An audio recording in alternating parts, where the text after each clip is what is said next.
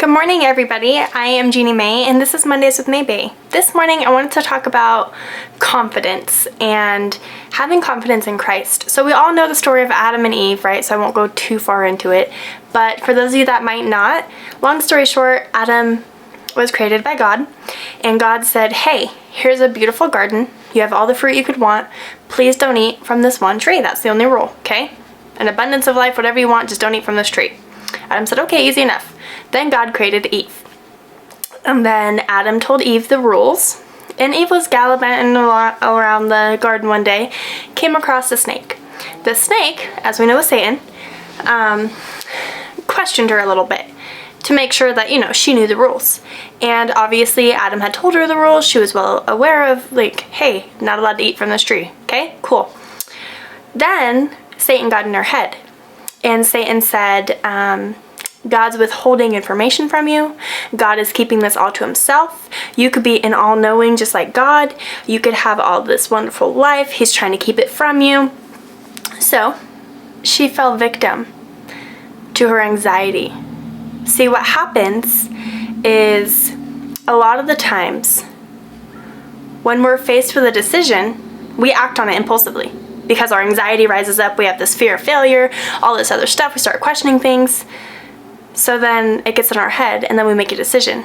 Instead of turning to God to get clarification, turning to God to get confidence, turning to God to make the right decision without our ego or our pride in the middle of it. What happens is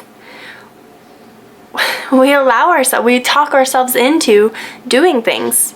But a lot of the times when we make these decisions, it's not a decision that's actually what God would have made for us. It's not something God brought to us. A lot of the times when we impulsively act or make those decisions, make those encounters, have those in the moment decisions, it's something that Satan's throwing your way to see if you're going to turn back to God for clarification and confidence, or if you're just going to make the decision and roll with it. I can guarantee you, if you sit there and actually think about some of the decisions that you've made in your life, you can say, oh, wow, yeah, that's not pleasing God. Oh, that was for me.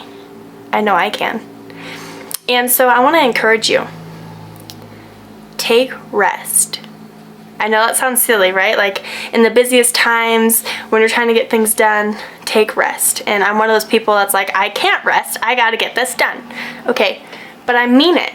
Rest. When you have a serious decision, when you have something come up, when you're just faced with this obstacle and you're like, I don't know what to do. Don't stress over it. Rest. Give it to God. Allow God to walk you through that next step. Allow God to make that decision for you. Because if you don't, you're going to make an impulsive decision out of fear, out of anxiety, whatever it may be, and that's not going to bring you closer to God. That's not going to glorify God. When you don't listen to God and you start listening to society and what society thinks and start listening to your inner doubts and your fears, that's Satan easing his way into your garden and planting weeds. So go do some gardening and get rid of all those weeds, you guys. Okay? And I know that sounds silly, again, but it's true. Anyone that's ever gardened can tell you when one weed pops up, a lot more follow. And I'm not saying we're perfect. Your garden's gonna have a couple weeds in it. We all mess up. We all make mistakes. But that's the best part about God is He is so gracious. He will never abandon or forsaken you. Hebrews 13:5. I will never fail you. I will never abandon you. No matter what mistakes you made. If you go to God and you say, hey, I messed up. This didn't glorify you. I'm so sorry. Please help me make this right. What do I do?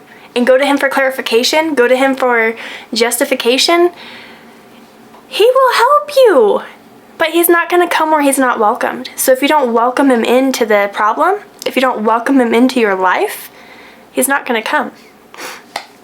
Another thing, okay, I know that was a lot. I know I just dove straight into it. Another thing, you need to stop focusing on old encounters. We've all had those times where we're like, oh, I felt God's presence. Oh, God was there. Oh, God this. Oh, God that. And they're fantastic. But you can't encounter God if you don't make time for God. And that's point blank. You need to structure your life to make time for God so that God knows He's welcome, so that He can come into your presence and so He can glorify your life. If you're so stuck on this one time where you just felt God's presence and it was just incredible, but you don't continue to make time for God, you're not going to see His presence. You're not going to see Him move and work in you and in your life.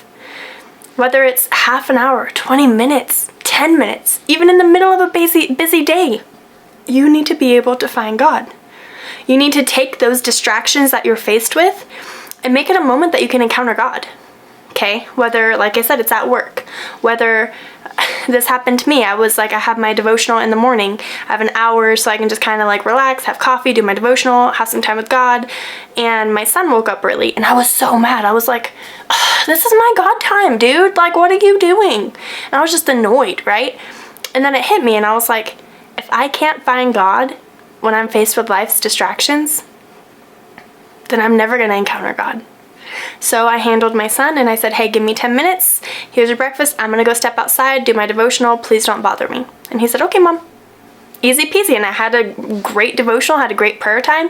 It was cut super short. I didn't get to get up at my own pace and kind of do my own thing like I like, but it was still nice. It was still an opportunity for me to encounter God. So I want to encourage you guys this week, in the middle of the distractions, in the middle of the busy chaos that we call life, especially with this holiday weekend coming up, in the middle of life, find God. Find a way to turn it into an encounter of God. And when you are faced with those problems, those issues, take rest in God. Take refuge in God. Allow God to give you the answer so that you can move forward.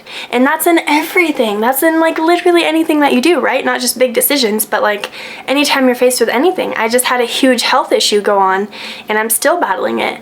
But I found that I needed to rest, and I did. And now I have way more clarification on the issue. I have way more of a secure footing on how I'm going to proceed. Things are falling together instead of falling apart because I'm not trying to fix it all myself. I gave it all to God. So I want to encourage you guys, stop worrying about it. Take rest and allow God to give you that clarification. Don't just make an impulse decision because you think you have to answer it right now.